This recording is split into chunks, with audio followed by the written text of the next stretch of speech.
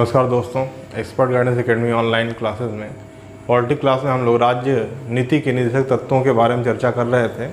हम जानते हैं संविधान के भाग 4 में राज्य के नीति निर्देशक तत्व आते हैं और इसके तहत अब तक हम लोग जानते हैं कि इसमें आर्टिकल 36 से लेकर के अनुच्छेद 36 से लेकर के आर्टिकल 51 यानी अनुच्छेद 51 तक की चर्चा इसमें की गई है।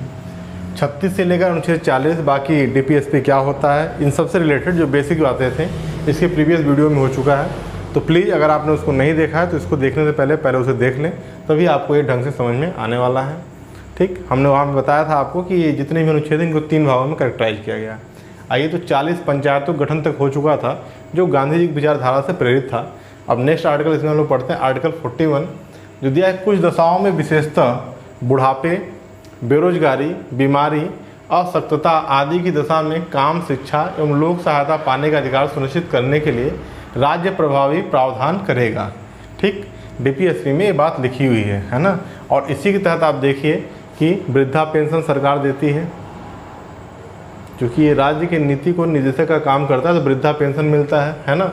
बीमारी में भी देखिए सहायता प्रदान की जाती है, बहुत सारी बीमारियों में पोलियो का टीका वगैरह लगाने का फ्री वैक्सीनेशन अभी देखिए कोविड का चल रहा है, यह सब इसी के तहत हो जाएगा। ठीक है, बाकी बेरोजगारी भत्ता भी गवर्नमेंट देती है ना, कुछ स्टेट में अलग अलग समयों में।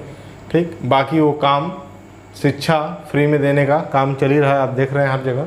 तो ये सब कुछ करती है, तो उसको इसके लिए जो इंस्पिरेशन मिलता है, प्रेरणा मिलता है, कहाँ से मिलता है? आर्टिकल 41 से मिलता है। ठीक, और अगर हम देखें आर्टिकल 41 तो यह समाजवादी विचारधारा से प्रेरित है। किस विचारधारा से?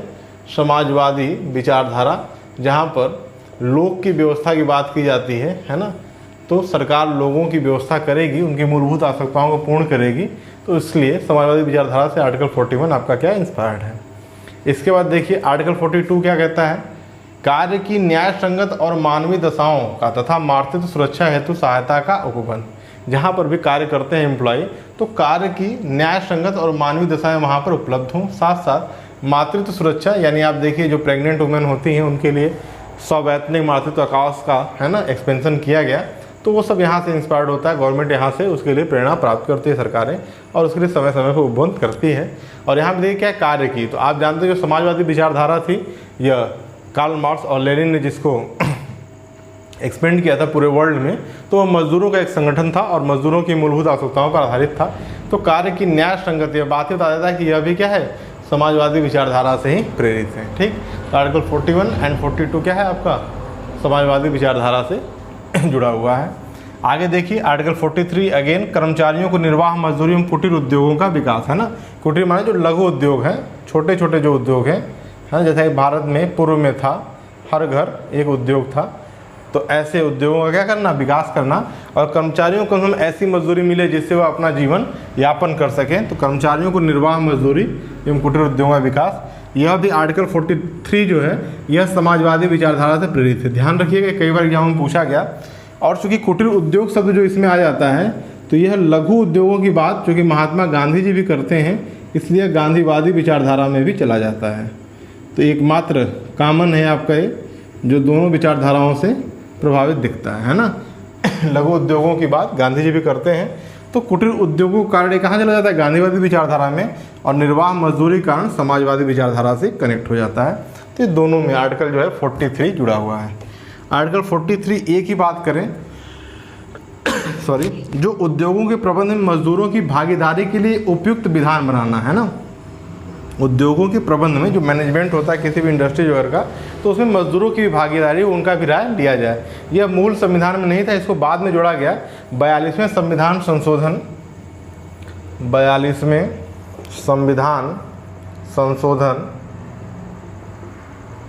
1976 के द्वारा है ना। 42 कॉन्स्टिट्यूशनल अमेंडमेंट 1976 के द्वारा जो है क्या है, इसको इसमें जोड़ा गया, यह पहले नहीं था। इसके बाद देखिए आर्टिकल 43 सहकारी समितियों का उन्नयन है ना, आर्टिकल 43 बी। ठीक, और यह भी गांधीवादी विचारधारा से क्या है? प्रेरित है। गांधी जी जो है सहकारी समिति कोऑपरेटिव है ना कमेटी की बात करते हैं, तो यह भी मूल संविधान का हिस्सा नहीं था, लेकिन पूरा सहकारी एक क्या है संविधान का भाग ही 9B में है ना, इसको ऐड किया गया पूरा एक भाग ही। तो सहकारी समितियों का उन्नयन की बात कहाँ की गई थी? आर्टिकल 43B में, और इसको जोड़ा गया था 97वें संविधान संशोधन 2011 के द्वारा। 97 अमेंडमेंट 2011 के द्वारा जो है सहकारी समितियों को जोड़ा गया था। यह भी गांधीवादी विचारधारा से प्रेरित है। इसके बाद बात करते हैं आर्टिकल 44 का, एक महत्वपूर्ण आर्टिकल विगत वर्षों में 2019-2020 में बहुत चर्चा में रहा है, हालांकि कोविड ने सारी चर्चा को समाप्त कर दिया।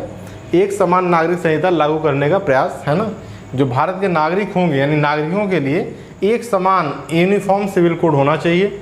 ये नहीं कि किसी के लिए हिंदू विधि से, किसी के लिए मुस्लिम विधि यानी शरीयत से, है ना, ऐसा नहीं होना चाहिए। तो उसमें देखिए जो ट्रिपल तलाक का मुद्दा था खास करके इस्लाम में, तो शरीयत से इंस्पायर्ड था। कुरान से लोग कहते थे कि इसको लिया गया है, जबकि भारतीय संविधान इस बात को मानता नहीं था। फिर भी लोगों के दबाव कारण काफ़ी समय तक ये चला। वर्तमान सरकार ने इसको क्या किया, समाप्त करने का प्रयास किया। उन्होंने कहा नहीं, एक ही देश में दो विधान कैसे होंगे? जिस हिसाब से हिंदू तलाक लेती है हिंदू महिला, उसी हिसाब से मुस्लिम महिलाओं को भी अधिकार है कि वह भी अपने पति से तलाक लें। सिर्फ तलाक कहने से तलाक नहीं होना चाहिए। तो कुल मिलाकर के यहाँ से आर्टिकल 44 से वह जो आपका एक्ट है इंस्पायर्ड है, प्रेरित है। ठीक, और अगर इस विचारधारा की बात करें तो यह पहली विचारधारा जो आपको मिलेगी, है ना, वो क्या है? उदारवादी विचारधारा से जुड़ा हुआ है, लिबरल थॉट प्रोसेस से ये जुड़ा हुआ है, उदारवादी विचारधारा। ठीक, और ये पहला आर्टिकल है ना, जो उदारवादी विचारधारा में जुड़ता है, आर्टिकल 44। तो इसको याद रखेंगे, ये 4 से भी याद रखेंगे। समान, दोनों अंग समान है, समान नागरिक संहिता की बात करेगा, यूनिफॉर्म सिविल कोड। कई सारे एग्जामों में प्रश्न पूछा गया है ना, इससे संबंधित कौन सा अनुच्छेद है। तो जो पार्ट आप पढ़ रहे हैं काफ़ी इंपॉर्टेंट है DPSP, इससे क्वेश्चन हर बार एग्जामों में पूछा जाता है। नेक्स्ट आइए देखते हैं आर्टिकल 45 की बात करते हैं। 6 वर्ष से कम आयु के बच्चों की शिक्षा तथा उनकी देखभाल, है ना, जो 6 वर्ष की आयु से कम बच्चे हैं उनकी शिक्षा तथा उनकी देखभाल, क्योंकि इससे ऊपर वाला तो मौलिक अधिकार बन चुका है ना, मिडिल क्लास तक वहाँ तो देना ही देना कंपलसरी है।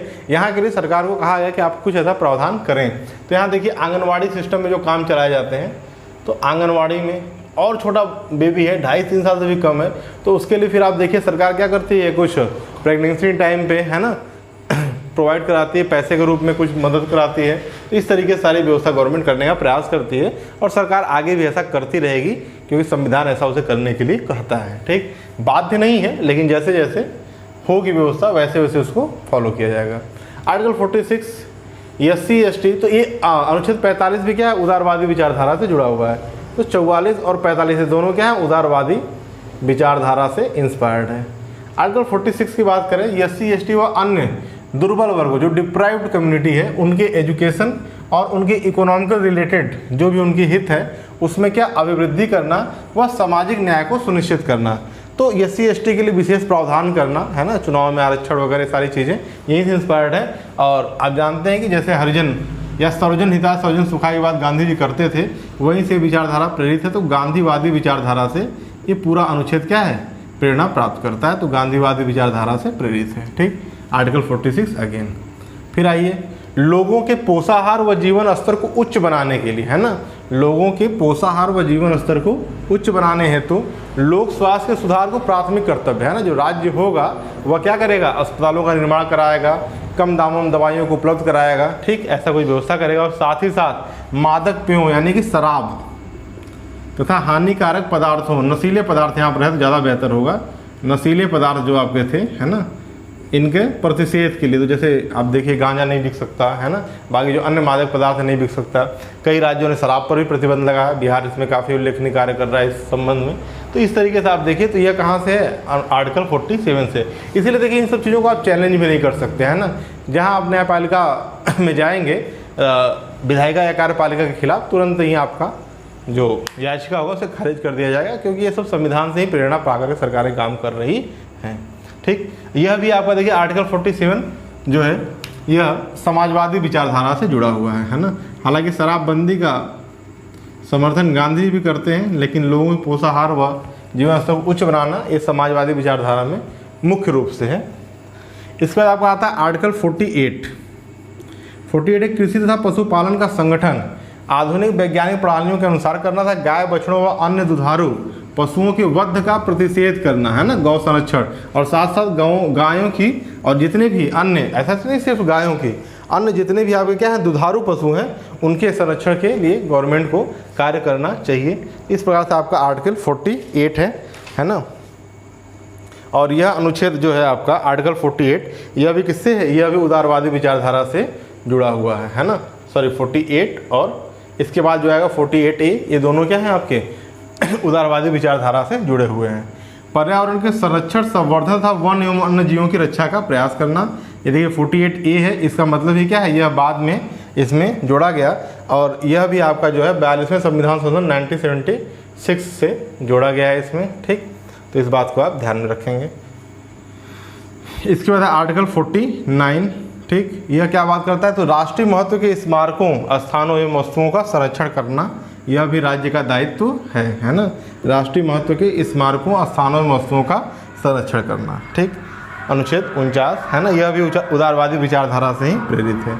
इसके बाद देखिए आर्टिकल आपका आता है 49 के बाद 50 है ना। यहीं पे मैं आपको बता देता हूँ आर्टिकल 50, यह जो है न्यायपालिका से कार्यपालिका के पूर्ण अलगाव की बात करता है। कार्यपालिका के पूर्ण अलगाव की बात करता है। तो जैसे आप देखिए कई जब देश आज़ाद हुआ था तो बहुत सारा है ना आर्थिक खर्च देश के ऊपर बोझ नहीं डाला जा सकता था, तो एक ही व्यक्ति से कई काम कराएं जैसे काम होते थे। तो जैसे एक शब्द है IAS अधिकारी जो होते हैं, जो जाकर जिला अधिकारी बनते हैं, उनको हम लोग क्या बोलते हैं, डिस्ट्रिक्ट मजिस्ट्रेट भी बोलते हैं, कलेक्टर भी बोलते हैं, है ना, ठीक। तो इस तरीके से अगर देखा जाए इनको, तो ये दो काम करते हैं, एक तो रेवेन्यू को एकत्रित करने का, पूरे ज़िले की शासन व्यवस्था को चलाने का, और साथ साथ न्यायपालिका का काम भी मजिस्ट्रेट के रूप में करते हैं, है ना। तो इसीलिए कहा जाता है कार्यपालिका और न्यायपालिका का पूर्ण अलगाव, कि नहीं, जो मजिस्ट्रेट का काम है उसको करने के लिए आप अलग व्यक्ति को नियुक्त करिए और DM साहब को अपना काम करने दीजिए एज ए कलेक्टर के रूप में, है ना, रेवेन्यू और बाकी सारी चीज़ों से संबंधित, ठीक। तो इसी संदर्भ में इसको कहा गया। अगर उत्तर प्रदेश की हम बात करें तो यहाँ भी देखेंगे आप, जैसे दीवानी न्यायालय अलग है, फौजदारी अलग है। फौजदारी का जो मामला होता है उसमें आपके क्या होते हैं, मजिस्ट्रेट होते हैं, न्यायिक मजिस्ट्रेट होते हैं, जुडिशियल मजिस्ट्रेट होते हैं, जबकि दीवानी में DM साहब लोग काम करते हैं, है ना। तो इस तरीके से इसी के अलगाव की बात यहाँ पर की गई थी। एक ही व्यक्ति से दोनों काम आप मत कराइए, न्यायपालिका और कार्यपालिका का पूर्ण अलगाव। और इसका जो आखिरी आर्टिकल है आर्टिकल 51 है ना, वह क्या है, अंतर्राष्ट्रीय सुख समृद्धि। 51 वैसे भी शुभ होता है, वैसे आप याद रखेंगे। तो अंतर्राष्ट्रीय सुख समृद्धि की बात करता है। ऐसे राज्य को सभी संगठनों में, सभी संधियों में भाग लेना चाहिए जो क्या है, विश्व शांति की ओर अग्रसित करते हैं, है ना। तो इस प्रकार से DPSP के 51 पूरे अनुच्छेद आपके कंप्लीट हुए, ठीक। अब इस पर हम लोग एक अच्छा सा असाइनमेंट लेकर आएंगे नेक्स्ट वीडियो में, उसको सॉल्व कर लिया जाएगा और यह पूरा सेगमेंट आपका कंप्लीट हो जाएगा। एक इंपॉर्टेंट है, 2 पार्ट में इसको हम लोगों ने कंप्लीट किया है। इसका एक पार्ट पहले है, उस वीडियो को देख कर इस वीडियो को देखिए, प्रॉपर नोट्स बनाइए, चीज़ें आपकी कंप्लीट हो जाएंगी। कहीं कोई दिक्कत आता है तो कमेंट बॉक्स में लिखिए। जल्दी हम इस पर एक असाइनमेंट लेकर के आएंगे। Thank you.